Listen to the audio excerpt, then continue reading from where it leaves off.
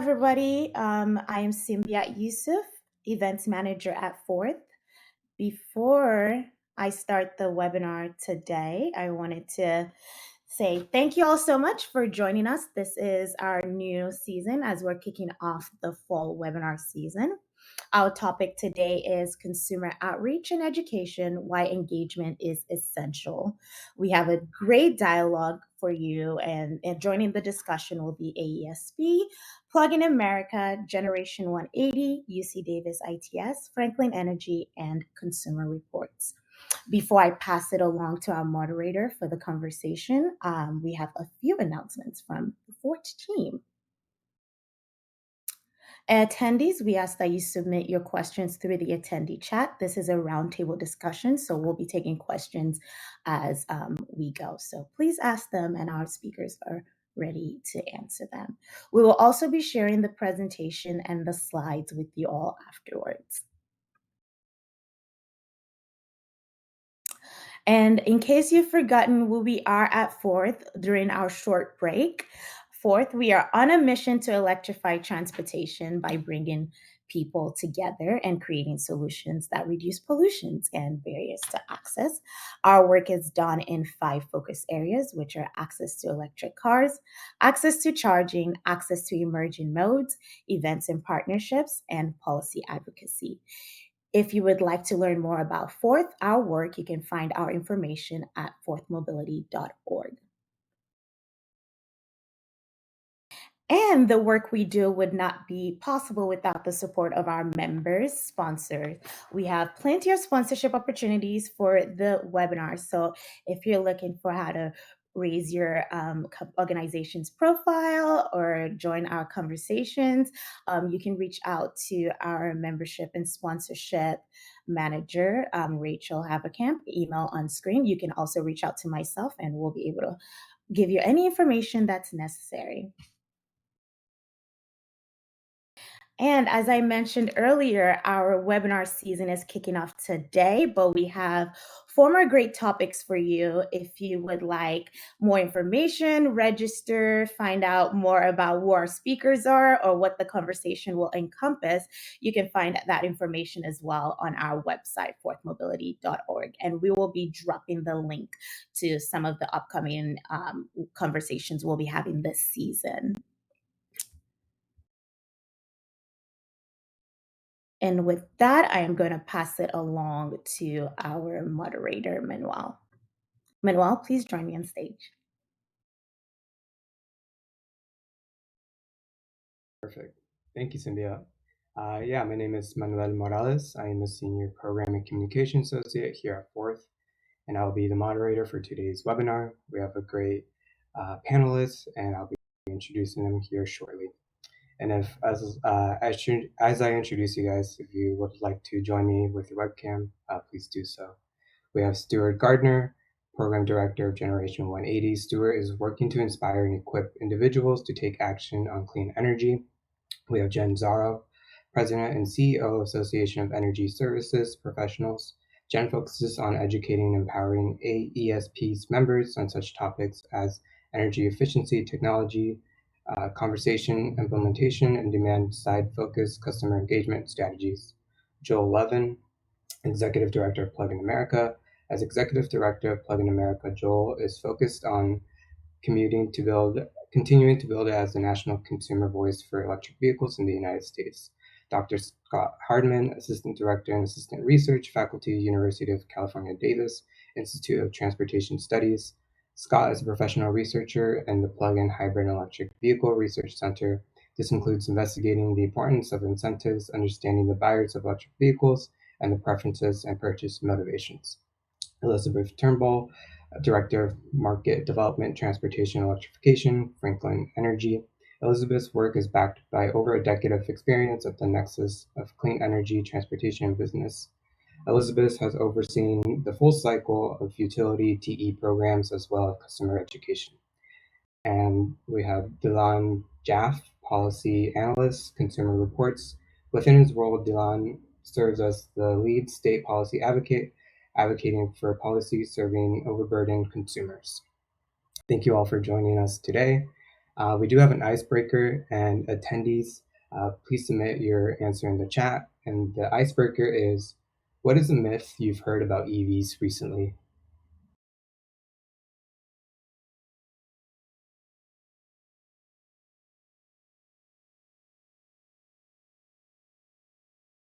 And whoever would like to go first on answering this icebreaker, feel free to do so. I can go first if you like. So one question that we get a lot is people say, what is it going to cost when I have to replace the battery in this car? Or how often do I have to replace the battery? So that's definitely a myth, that, this notion that you're going to be changing the battery in your EV all the time. And generally the response I've worked out is, well, how often do you have to change the engine in your car? People are like, well, I never change the engine of my car. So, that's about how often you'll have to change your battery.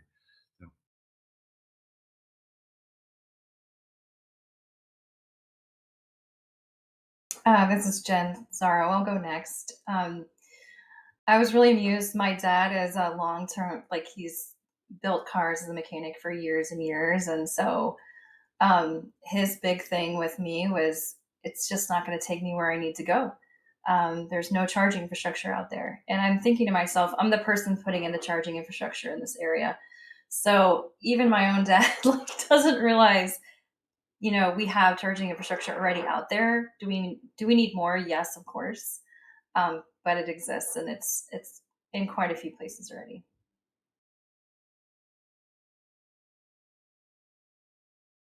I think the best question I ever got was, can you take it through the car wash? Yes, you can.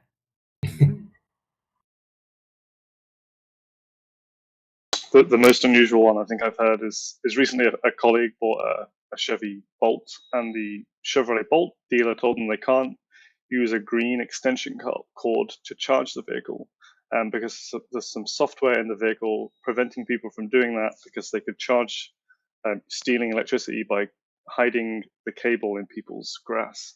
That was probably the strangest one I've ever heard.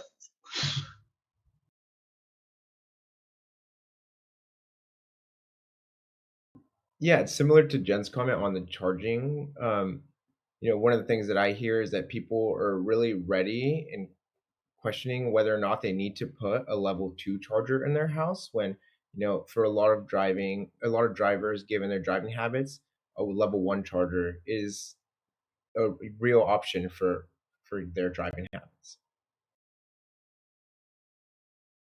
Another one is affordability. All new cars are expensive, frankly, but there's more and more variation of electric vehicles available. So you have both premium and non-premium now.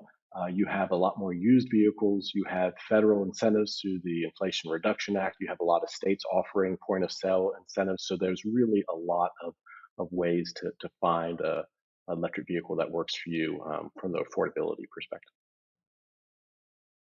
Great. Thank you all. I definitely have to agree with Elizabeth's comment. I think I've heard that one too, about the car wash one many a times. So yeah. I can go ahead and introduce the topic here. We'll be talking about consumer engagement, highlighting strategies, research on consumer interest, barriers, and more. Firstly, I would like to talk about Forth consumer engagement efforts. So we do a lot of ride and drives. The main goal of this is to educate the public, bring knowledge of charging electric vehicles and electric transportation, and also just to get the people behind the wheel for an EV. Our main sponsor is Specific Power, so shout out to them for getting these events out there in the public. We also do have some upcoming events in National Drive Electric Week. You can find those events on forthmobility.org under our events page. And those dates for National Drive Electric Week are during September 22nd to October 1st. During these ride and drives, we do bring about 3 to 5 electric vehicles. And again, the main thing is just to educate the public, just let them know that, it is possible to switch over to electric, the benefits that comes with, switching over to electric, and just, persuading them, we're brand neutral, so we're not trying to sell them, by any means on any specific car, but just let them, do a test drive and see what they like and what they don't like about these vehicles. And I'll pass it over to our first speaker, Jaff.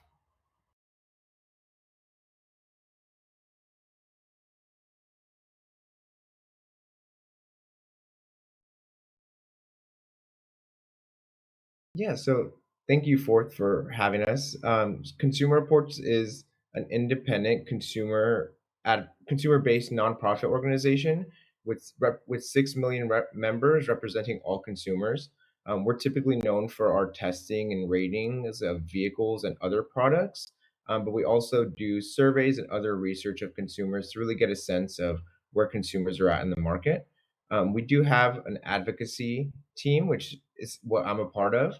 And our goal for the sustainability advocacy team is to advocate for affordable, clean, and safe mobility choices for all consumers, and really reducing the inequitable impacts of transportation and energy policies for all consumers.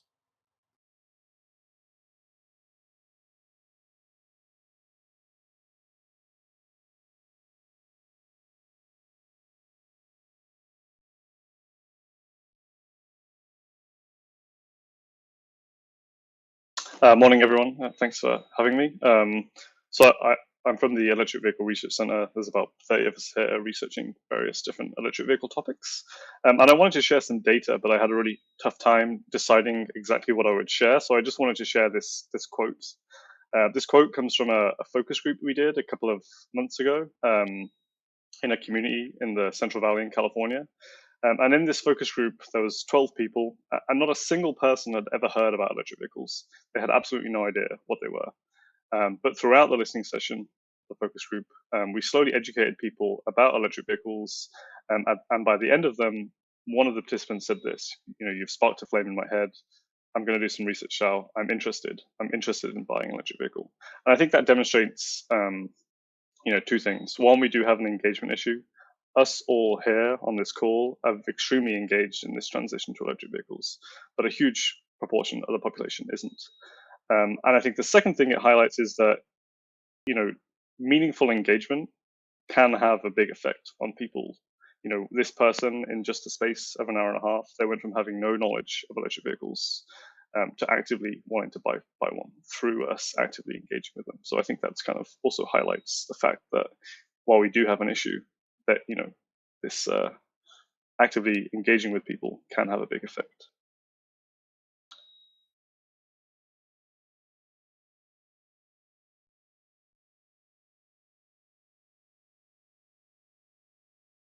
Hi, everyone. My name is Stuart Gardner with Generation 180. We are a national nonprofit organization. We say we inspire and equip individuals to take action on clean energy. Our Electrify Your Ride program, it has three main pillars to accelerate the adoption of electric vehicles. The first is our working with EV ambassadors nationwide. We give them platforms to tell their story and help other people make the switch. And then we also have a monthly event where we get EV ambassadors together to share best practices, learn how to be more effective advocates. The second is through state and national education and driving intent. So if you think about a purchase funnel, we try to build awareness around electric vehicles and then take people to say, hey, my next car is electric. And we have a national Going Electric pledge where we inspire people, whether it's next week or next year, new or used, commit to making your next car electric. And then lastly, we have a great communications program where we work with unexpected advocates to say, hey, electric vehicles work for you. They're going to be great. The transition is not that difficult. There's a lot of benefits. So we work with comedians, musicians, things like that to reach people in new and interesting ways. Thanks for having me.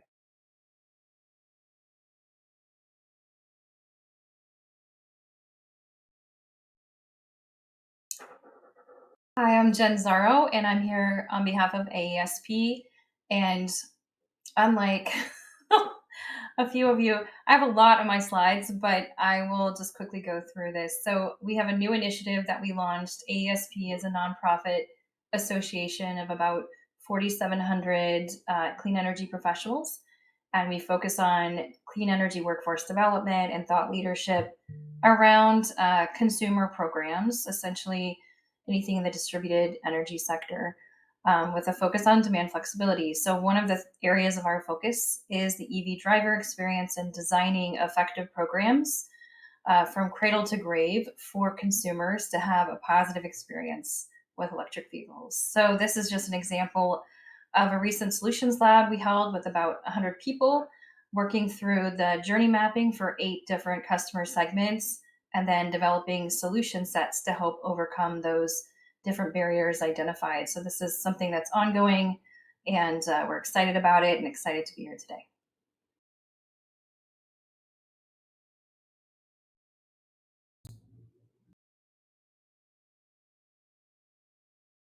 Hi, everyone. I'm Elizabeth Turnbull. I'm the Director of Market Development for Transportation Electrification here at Franklin Energy.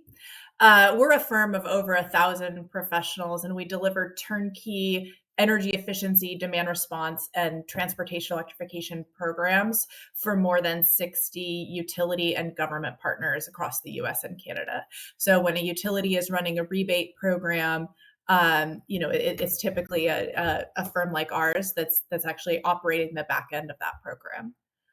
And we also offer solutions in the EV space. And for example, I got some screenshots here of our EV 101 microsite. So this is something that we can do for our utility clients, get it up on their page, have it all, sort of branded to their brand guidelines and colors and things like that.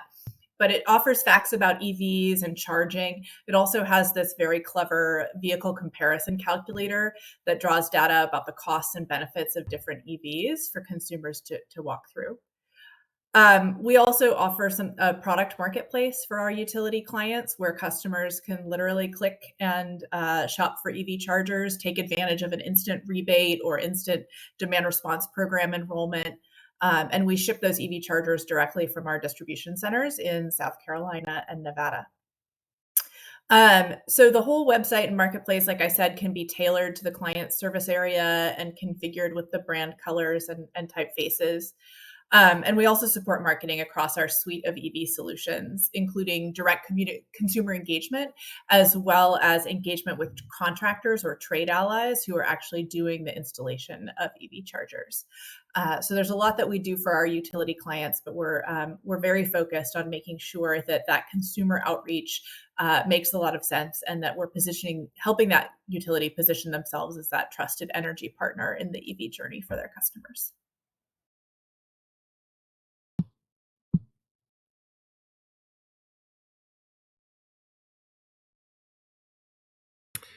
Hello, I'm Joel Levin. I'm the Executive Director of Plug-in America. Hopefully, most people are familiar with us. We're a national association of electric vehicle drivers around the country, focused on EV consumer education, coast to coast. We do a variety of different events. The big one that we're known for, and a couple of people have mentioned already, is National Drive Electric Week, which is coming up. It's about 5 weeks away or so before it starts. Hopefully, everybody on this line is either organizing an event or planning to be at one. If you're playing with the idea of organizing an NDO event, it is not too late. It is definitely the season for planning and getting your events up on the website. So if you're thinking about it, driveelectricweek.org, you could go register your event.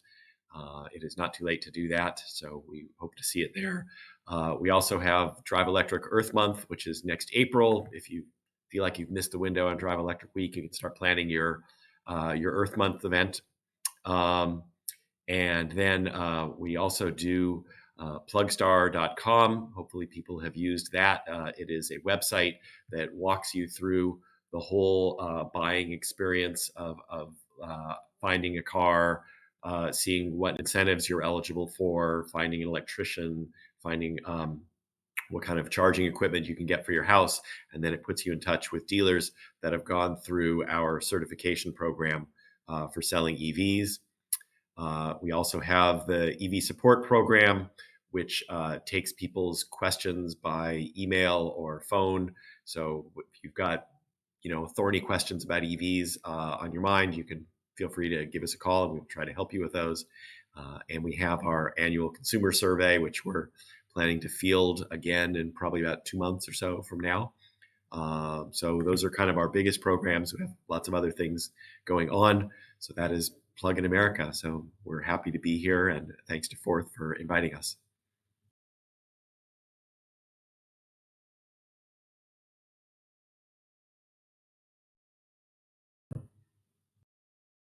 Perfect. Thank you all for joining us today. And attendees, please remember to submit your questions in the attendee chat. This last portion of the webinar will be going into the Q&A. So I do have some questions here. And the first question is, what can we do to increase EV demands? And Scott, would you like to answer this first? Sure, that's a difficult one though. I think we have to think about it in two ways. Like, one is policies that sort of push people away from gas cars, and a lot of markets in the world that have a higher EV share than us, it's because they have a lot of policies that are pushing people away from gasoline vehicles.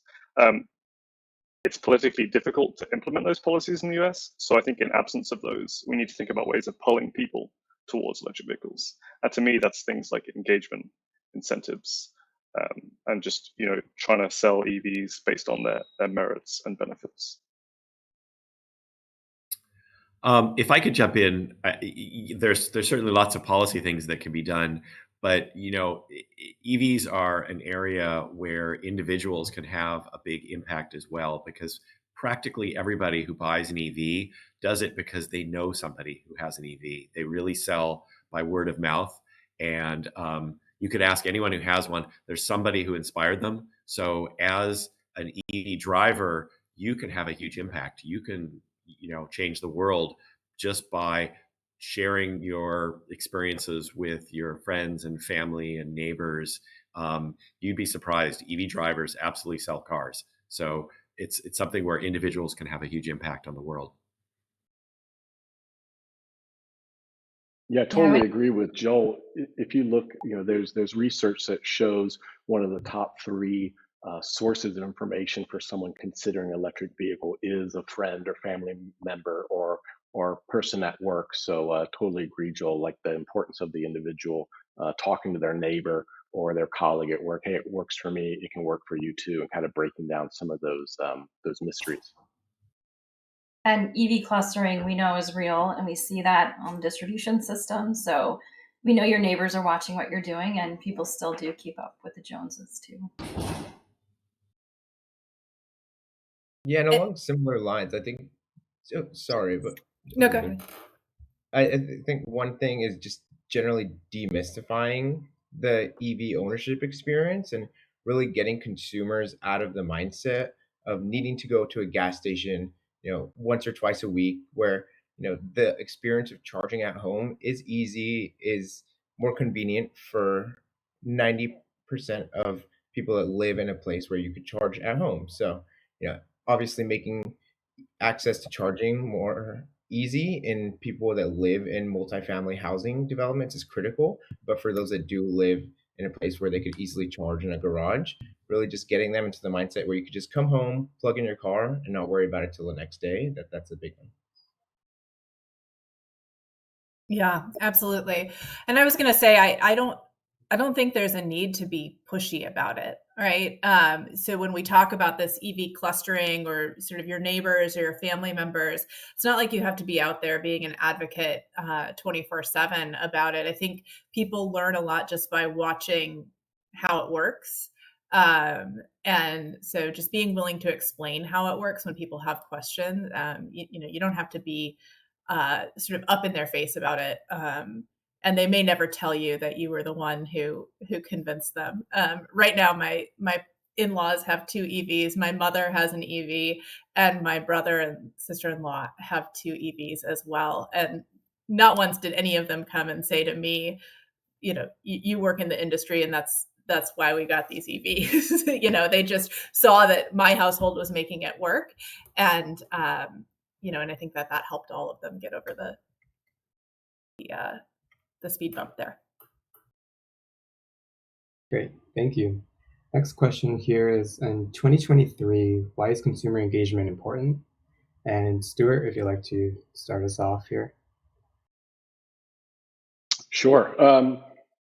Last year there was some 15 million new cars sold in the United States, and less than 6% were fully electric. So I think we all can agree we can do much better than that. And if If you want to do something about climate, you have to address the number one source of climate emissions, carbon emissions, which is transportation.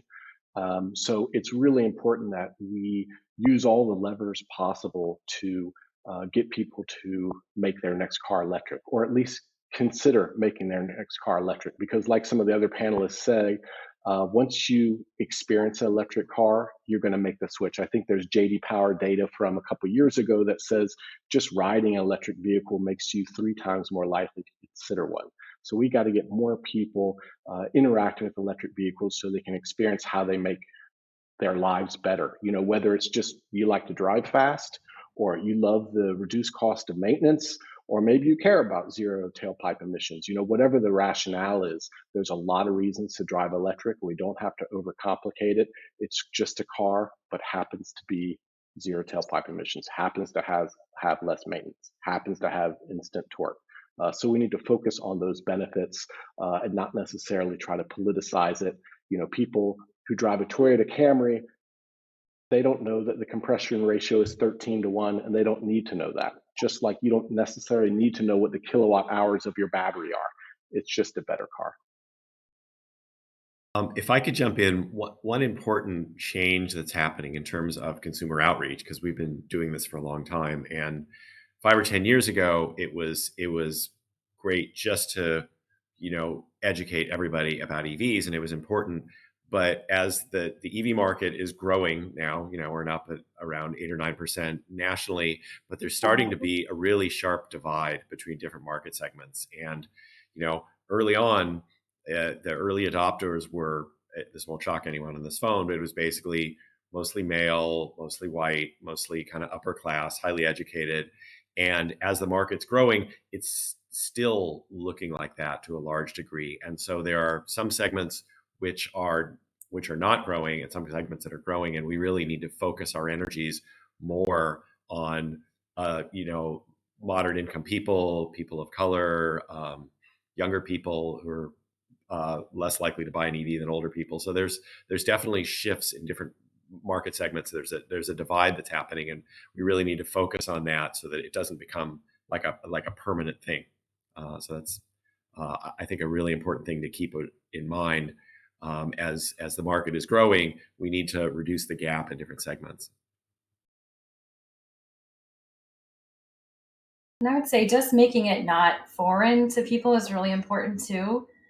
Making it more commonplace to have access to an electric vehicle for the driver experience. I know I've tested several electric vehicles before I purchased mine through Turo. So through the vehicle rental market, just trying out different cars. I think Turo and rental vehicles, I think I saw that in some of the comments, is a great way to gain access, as well as the ride and drives. But I know for me, one thing I noticed is we have 3 boys, 2 are in college. The secondary market, I think, is going to be very, very important for growth of the overall market. And so getting your kids in these cars when they're very open to new and innovation and change, I think can be really helpful to push the next generation forward with EVs too.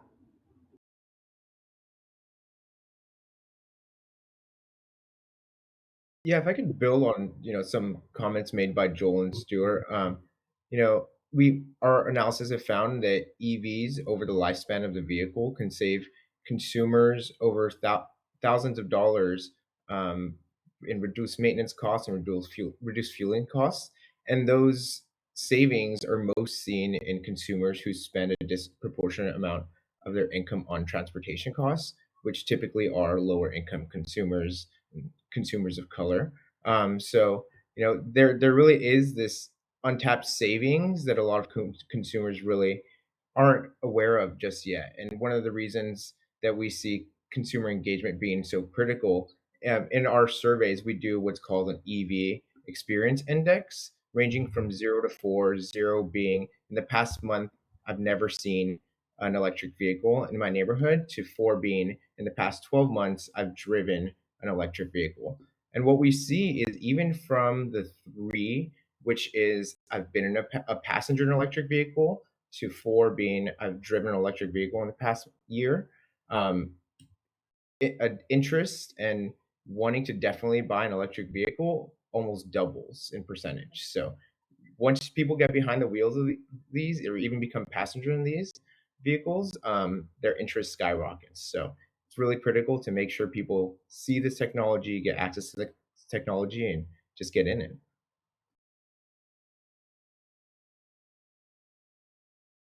Great, thank you. Next question here is, what are the most effective outreach strategies? And Joel, would you like to start this one? Oh, this is an easy one. So the two most powerful strategies, one is driving a car. As Dylan just said, once people drive them, they sort of get it in a way that you can't otherwise, that it's a different driving experience and it's a more fun driving experience. And the second is talking to someone who you know and trust who drives an EV is really powerful. So we found when someone can have those two experiences, they can actually drive a vehicle and they can talk to someone that they trust about the experience. That works really well. The most powerful thing.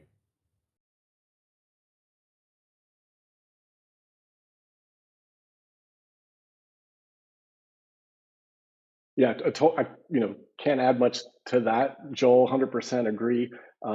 Just those conversations. It's not necessarily in a high pressure sales environment. If you're just sitting around the coffee pot or sitting in the driveway and having those conversations, and allows people to ask questions and not feel any pressure. Get the ride around the block. Totally agree that one-to-one interaction is invaluable. And Stuart, actually, can you talk about how you use storytelling and climate comedy a little bit more? Yeah, for sure. Those EV ambassadors and EV owners are really important. But one thing Generation 180 does is try to find unexpected advocates. So you may expect that your neighbor with a new EV is going to talk your ear off, whether you want to hear about it or not. Playing on that. But the unexpected advocates is a great way to kind of reach people when they're a little bit unarmed. And so one of the projects. Generation 180 has is called a comedian climate cohort. And so we recruit comedians from across the country. We train them in clean energy topics, and then we help them go out across the country, whether they're doing stand-up or writing comedy for late night TV shows, and help them incorporate some of that comedy or some of those clean energy topics into that comedy. And it's a great way to reach people where they are. It's a great way to take any politics out of this discussion. You're just relaxing, you're seeing funny things, and the comedian's talking to you, and you're like, you know what? That actually makes sense. So we have a lot of great comedians. We're in the second year of the program, and I encourage you to check some of that out. It's good fun. Yeah, we talk about electric vehicles. We talk about the benefits of the Inflation Reduction Act. But the comedians are great. And then also partnering with musicians. This summer we partnered with Reverb and the Dave Matthews Band. And we went on tour with Dave Matthews. So anyone who attended one of the 40 plus shows with Dave Matthews across the country had the opportunity to learn about electric vehicles, to sign the Going Electric pledge, and enter into a sweepstakes to win a Ford electric F-150 Lightning. So a lot of incentive there, a lot of opportunity to reach people where they happen to be anyhow. Those unexpected advocates are really important. So have you done the Comedians in Cars episode yet? That's a great idea. Love that. It's kind of pretty hard to follow on to Seinfeld, but we'll find a way to do our own version of that. Yeah, so if you know Seinfeld, we're happy to have him in our cohort. All right. Great, thank you. Next question here is, how important and helpful are the rebates and incentives? And Dylan, if you'd like to start this one off. Yeah, I mean, we see that these incentives and rebates are really critical to achieving mass adoption, especially in the short term, where EVs do tend to skew a little higher on the price. One of the things that we constantly hear is, how do I access these new rebates from the federal government? People are interested. They want to know how they work, how they could get them, and just making them as easy as possible for consumers to access is really going to be critical moving forward. But another thing is complementary incentives from state governments and utilities. We really see that states that have additional incentives on top of what's being offered from the federal government do have higher rates of adoption. So making sure that there are incentives possible wherever they can come from, whether it be on the vehicle side or on the charging side for home charging. Everything that you could do to support drivers of these vehicles at this stage in the market is really critical. Yeah, just to add on to that, it's funny. Rebates are certainly important because they help to reduce the cost of the vehicle, obviously, but they're also important as a sort of an indicator device in that people like free stuff, and so states that have rebates just sell more EVs. There's something about knowing that there's a rebate that gets people's attention, and so that's really important.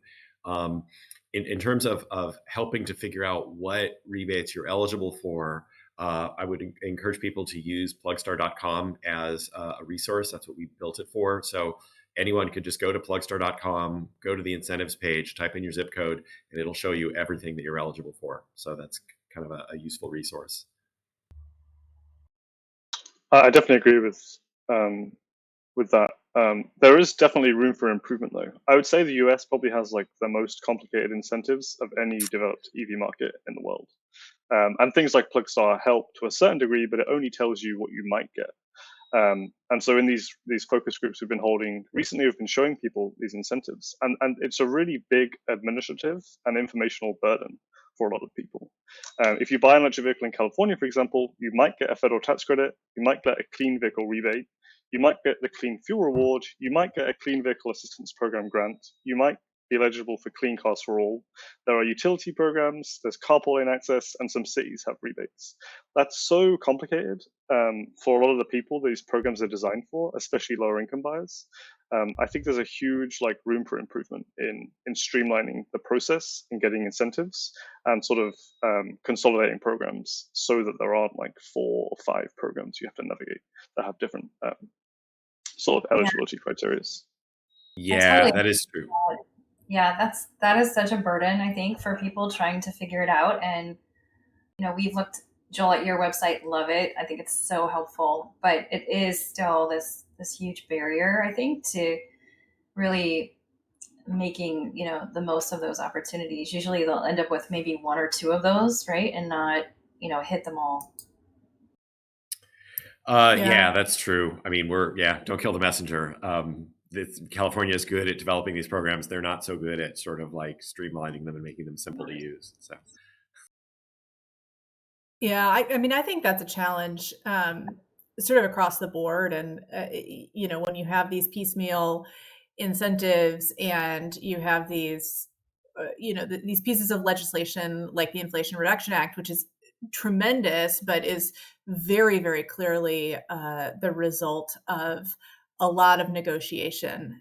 And you sort of end up with things that are hard to braid together. And I think that there's an increasing need to sort of for services to help consumers stack incentives or do their taxes or understand what they might be eligible for, because on certainly on our tool, and Joel, I imagine on yours, there's sort of some disclaimers like, and we are not your tax experts, and this is just and I think that's all well and good, but the time burden of being low income is real, and I think that we need to do better to sort of weave those things together for consumers. But I think that said, the incentives do have an impact, and you only have to look to the sort of the sales numbers in the U.S. as the battery and North American manufacturing requirements kicked in from the Inflation Reduction Act, and what that did to different brands and how much they were able to sell in Q1 when those requirements were not yet in place versus Q2 when they were, right? We start to see stratification in the market where some of the manufacturers that have been doing quite well took a hit because all of a sudden their vehicles weren't eligible for the incentives. So I think that's really strong evidence that there's an impact here. But everybody's sort of trying to help, but there may be sort of a too many cooks in the kitchen sort of problem that we have going on. And I don't know that there's a way to resolve that, but I think that finding ways to sort of cleanly cut through it to make consumers aware of what's available to them specifically is, continues to be a real challenge and a real need in the market. Yeah, I mean, the federal tax credit, the way it's written right now, is remarkably complex. On our EV support program, that's probably the number one thing we do is answer questions about it, because it's not simple at all to understand if you're eligible for it for a given car in a given situation. I would say too, I think when we were working on the EVDX project for the EV driver experience, the number one thing that came out of every one of the groups we spoke with was really the need for this EV purchase concierge service. So the idea of someone helping them through the process to make it easier to identify the right vehicle for them, all the incentives related to that vehicle, the charging infrastructure requirements for their particular needs, and kind of getting them ready to own the car. So hopefully a lot of you out there are doing that, and that should go a long way too, I think, in helping solve some of these issues. Scott, we actually have a follow-up question from our attendee chat. It says, you talked about alternative incentive programs you have seen elsewhere that may be easier and more accessible. Yeah, I don't really think it matters how the incentive is designed, provided there's lower burden for people. Like, they just go to the dealer, and ideally the incentive is already taken off the car. Like the Norwegian incentive, for example, is actually very complicated. It's based on vehicle weight, vehicle price, particulate emissions, and CO2 emissions, but no one knows that. That's all done in like the back end, and you just go and buy the car, and the price is already lowered based on whatever that difference is. That's how it should be in the US. People should just be able to go to a dealer, buy an electric vehicle. It's already been dealt with for them. Out of like the top 15 electric vehicle markets, 14 of them do it that way. It's just the US does it in this extremely convoluted way. So I think like looking at those other markets for inspiration is probably like a good starting point. The cleanest and simplest incentives at the state level are the ones that are a sales tax credit. Those are very simple to administer, where the first whatever $2,000 or $2,500 of sales tax is just waived, and the dealer just figures it out, and you just get it, and it's like boom, point of sale, really simple to administer. So there's a couple of states that do that. Awesome. And we can get into some of the attendee questions here. First one is, much of the advertisements I see focus on the car versus the infrastructure behind the car. Any counter examples?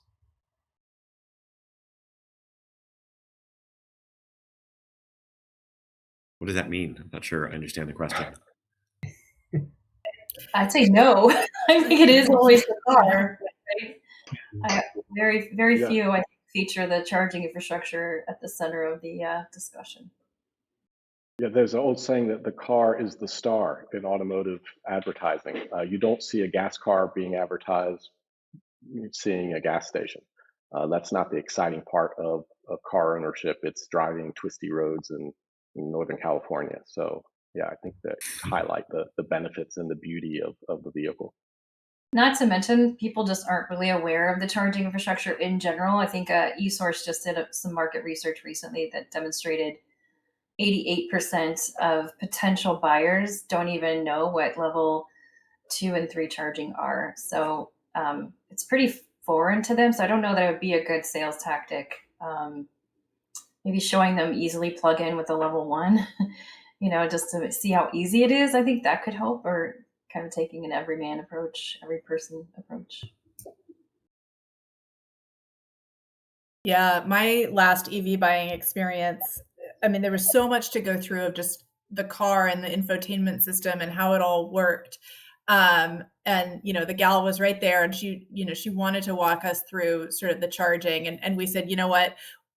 Our small children are right here and they're losing it. We're EV drivers already. Like, don't worry about it. And I regret that, because I'm curious about what that experience is at the dealership that people are getting. And I've heard some really interesting and challenging stories. And, in my life, when people buy EVs and ask me questions about charging, I sit down with them, and it's probably a 45-minute, hour-long conversation going through the apps and sort of showing them, how to filter for things that are that work for you. And there are multiple apps, right? And that's a challenge too, but sort of showing them what each one has the capability of doing, or how each one operates. And that's sort of charging out in public. That's before you even get to sort of home charging and level 1 versus level 2. I'm a huge proponent of level 1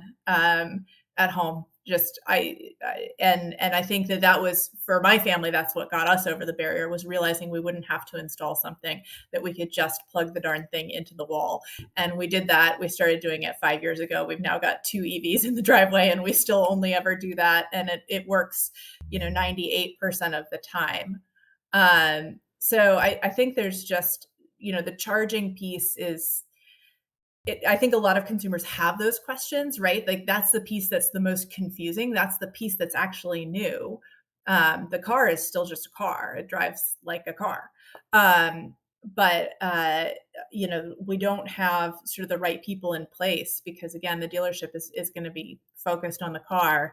The advertising is going to be focused on the car. So who's there to step into that gap and sit down with you at the kitchen table and help you download all the apps?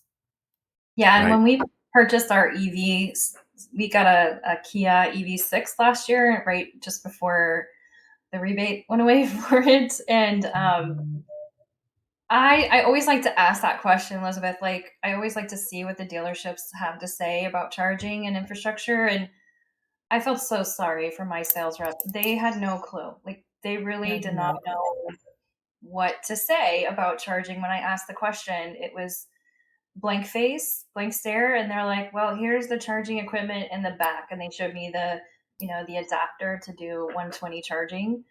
And that was it. So, I do still feel that the dealer engagement portion of the interaction with the customer is a major challenge for us, and something that could still impact purchases and get us, prevent us from moving forward beyond early adopters in some cases. Yeah, I had the similar experience at the Kia dealership, where I was asking the sales rep, how fast can this car charge? And I was looking for kilowatts, right? He had no idea what I was even asking. He was like 20% to 80% in 18 minutes. And I was like, yeah, if you're plugged into a 350 kilowatt charger, but I want to know about the 150 kilowatts. I want to know about the 50 kilowatt chargers, because they're out there. And, if he's telling my mother, right, who was actually buying the car, that it's going to be 18 minutes at any DC fast charger that she pulls up to, she's going to have a bad experience. But he didn't even understand the question I was asking. And that's a really big problem. I don't think all consumers need to talk in kilowatts. We need to have the language be simpler, but the folks at the dealership need to understand when that's the question being asked. Yeah, for sure. We do a lot of dealer education, and we definitely see that. The good news is there's starting to be a lot of variability among OEMs, and that some brands do a better job than others. So we actually, in our survey every year, we ask people about how satisfied they were with the purchase and delivery experience. And there's a pretty wide range. Some of them are still not doing it great, as you guys pointed out, but some are doing it better. It really, there's a variability by OEM. So for example, as you can imagine, Tesla does a pretty good job at it, because obviously that's all they do. But BMW, we've seen people's satisfaction with the sales and delivery experience at BMW is actually not very far off of Tesla. So it's possible to do a better job, and some manufacturers are. But definitely it's important. We've seen also that if someone doesn't use a particular feature of a car in the first 30 days, they'll probably never use it. So if they're not educated on that feature at the point of delivery, and they're not using it up front, it's like the manufacturer built some cool thing into the car and it's never going to get used. So it's really important. And then they're going to be much less satisfied with their vehicle. Yeah, and kind of the sunny side of all of this is if you look at loyalty of people that drive electric, it's some like 80% once they drive electric, they don't go back to internal combustion engine. And that type of loyalty is unheard of in most automotive products. Even a Subaru that has amazing brand loyalty, they're not 80%. So the fact that people aren't switching back indicates that while there's definitely growing pains for some, they learn how to do it and they realize it's better. So I think that's kind of the sunny side of that discussion. I think that might have been some of our research that you kind of cited, the 80% thing. And the 20% was largely down to not having home charging. And so it can be even higher if we can find a way to get people who don't have access to charging from home to have access to charging from home. Yeah, and plenty of people, as you pointed out, plenty of people still use level 1 at home. In our survey, about a quarter of people charge at home with a regular 110 plug, and it works fine for them. Thank you. This next part, we can talk a little bit more about charging. So basically, what are some barriers you hear from consumers, specifically the challenges around the charging experience? What we've seen is there's a little bit of a shift from range anxiety to charging anxiety. This is a new term. That range anxiety is mostly something that is experienced by people who don't have an EV. And that once you get an EV, people stop worrying about range because you kind of figure out how far your car will go, and you sort of work within those parameters. And hopefully, if you have a car that meets your lifestyle, that's not going to be an issue. But charging anxiety is the notion that, like, when I pull up to a charger, is it going to work? Is it going to be like the experience of buying gasoline, where you can take any credit card in your pocket, you go to any gas station in America, and it will work. And with EVs, with the public charging network, not leaving the Tesla network aside, it's not like that yet. People are anxious. If you pull up to a charger, will it be broken? Will it be 3 cars waiting for it? Will it take my method of payment? And the DOE is working on that with the NEVI standards. They're trying to address this, but we're not there yet. So it's a challenge. Yeah, and to add to Joel's comments, I think the other piece too is there's no real physical indicator of how fast a vehicle can charge, usually on the in the view of the driver. And so if they pull up to a 350 kW charger, they plug their Nissan Leaf in, and it maxes out at below 50 kW. That can be a frustrating experience for them, and disillusion them a little bit about fast charging and the capabilities. And then maybe they had an appointment in 30 minutes they were trying to get to, and it's not going to happen. So I think it just setting the right expectations up front with what the vehicle can do too at a particular charger is important. And there just isn't a lot of guidance right now in the market along those lines at all. So I think that's really important. Yeah, if I could chime in on this too, I think one of the most critical pieces to charging is really increasing access to charging in multifamily housing developments, and making sure that not only there's access, but there's affordable access. We all know that the most affordable way to charge an EV is to charge it at home versus public charging. And if there's a way to make sure that residents of multifamily housing developments have access to home charging rates, that's really critical to make sure that people who are already at a disadvantage by not having easy access to a plug are not put at an even greater disadvantage by being charged these higher rates, just because they have to use a network or a provider that they really have no choice in. So I think getting that solved, getting people more access to this technology and more access to the infrastructure right outside their house is really going to be critical moving forward. Yeah, I think what's hidden in that is that that charging at multifamily typically is so much more expensive than charging at single family. And I don't mean the sort of the kilowatt hours, but the installation, right? I mean, it's just a total step change in terms of the sophistication of the EVSE, the extent of sort of trenching and getting things installed, the networking capabilities that you then likely have to pay for. So the tension there is not necessarily that landlords are sort of bilking people, but that realistically the costs are much higher. And so I think the question on the entire industry is who needs to bear those costs to decrease that delta, because I think you're absolutely right. We can't just continue to place financial burdens on people who live in multifamily simply because they live in multifamily. We need to find a way to square that circle.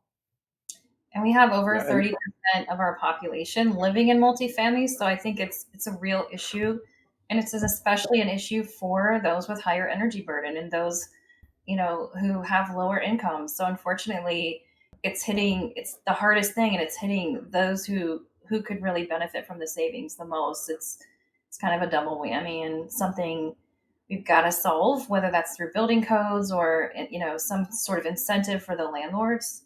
Think about it. Renters have zero control over that situation. How are they supposed to, I guess if they have a really great landlord that's willing to put it in for them and the community, super, but I don't think that would be very common unless there was an incentive in place for the landlord. Yeah, and in a real yes and kind of conversation, multi-unit dwelling, absolutely, but that even raises the importance of charging at the workplace, charging where you're going to be shopping anyhow. There has to be multiple places to charge where you're going anyhow to really kind of make it accessible. Cool. I definitely do want to be mindful for time here. Just one last question. For the last question is, what is the future of consumer engagement? And Scott, would you like to start it off? Yeah, sure. That's a really good question. I think the future has to be automakers. Like, they've always been the ones that have essentially sold their products. And I think once they become motivated to sell electric vehicles, either because it's profitable for them to sell them, or because emissions and sales regulations require them to sell them, they will start really utilizing their expertise in marketing and advertising to get more of the vehicles out there. But I think there's a gap between today and when that happens, which we kind of need to fill with these like more proactive consumer engagement activities.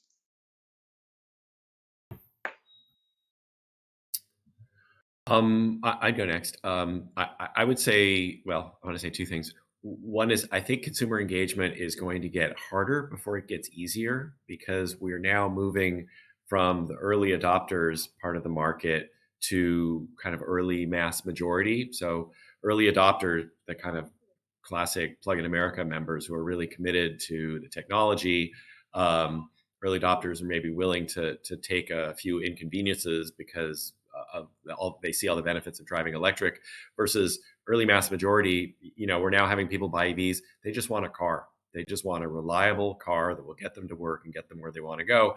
And they're not interested in dealing with any inconveniences. They just want a car that's going to be effective. And so their tolerance for public charging that doesn't work well or other issues is going to be pretty low.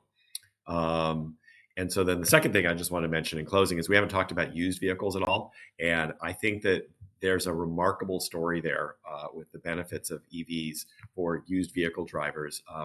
The Consumer Reports study that came out maybe a month ago, where they said that I think they compared different EVs with equivalent gas cars and found that the EV was dramatically cheaper than the gas car over the total life of ownership, except that the bulk of the benefits went to the second and third owners, not to the first owner.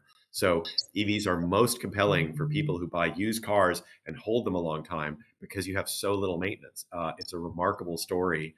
And now, especially for the first time that you've got relatively long range cars, you can get 200, 250 mile cars like a Model 3 or a Bolt or other cars that you can buy used that have very low maintenance and will go for a long time is a really great story. So I think we need to talk about that.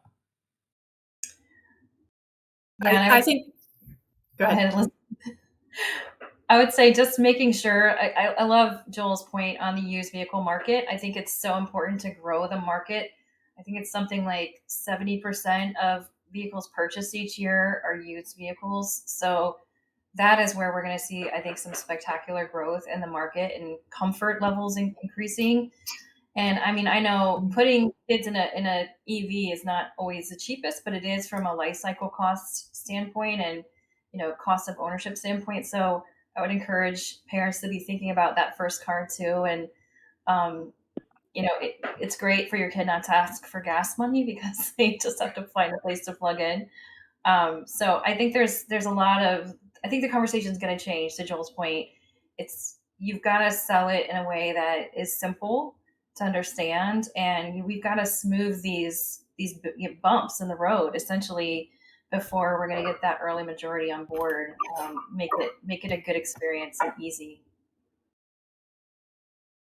Yeah, I think Joel is right. The next few years are going to be hard. I think we've seen as an industry sort of where we need to go, and we're making those course corrections, right? Coalescing around a single charging standard, for example, is a good move. Plug and charge is a good move. Automakers announcing that they're going to install more charging is a good move. So it's going to take a while for that flywheel to turn. But I think we can see where we're going, and the messy part is going to be the next couple of years as we're getting sort of those folks who are less enthusiasts and more just regular people, and they're hitting this sort of chaotic market. And so I think the solution near term is going to be just a lot of handholding. A lot of capacity building within organizations that work with different communities, a lot of capacity building in terms of the dealerships and the utilities and those concierge services that Jen spoke about. I think are just going to be more and more important. It is going to be one-on-one and person by person, but I think we can get there. Yeah, I'll say again, the car is a star. There's a lot of reasons to drive electric. Let's continue to get more people to talk about how they make their lives better. Yeah, and if I could just finish out here, one of the things that I think is going to be really critical in moving forward and a really big piece in increasing consumer interest is kind of the different variety of vehicles that are going to be coming to market in the next few years, and more affordable EVs are going to be coming to the market in the next few years. One of our analysis shows that 70% of EV sales in 2023 were just 9 models that all start under 45,000 after tax credits. But it just goes to show that consumers want access to affordable, normal EVs, and those are coming to market in the next few years. So looking forward to seeing how people gain interest in those. Perfect. Thank you all again, panelists. I'll pass it over to Symbiote. Thank you all so much. I know we're a little over time, so thank you, attendees, for being with us. And I just wanted to say thank you so much to our panelists. Manuel, thank you for leading the conversation. We know we did not get through every single question we had coming in. The conversation will continue offline. We will be sending a webinar recap that will include the slides, a recording, as well as resources from the conversation, whether there were links that were posted in the chat that you all would like to revisit. We'll make sure to have that for you all. And we hope you can join us next month on Tuesday, September 12th for the next webinar, where we'll be talking strengthening community impact with capacity building and technical assistance. We hope you can join us at 10 a.m. Pacific time. We have a wonderful conversation ready for you to go. But again, I just want to say thank you all so much for joining us, and we hope you have a wonderful rest of your day. Thank you.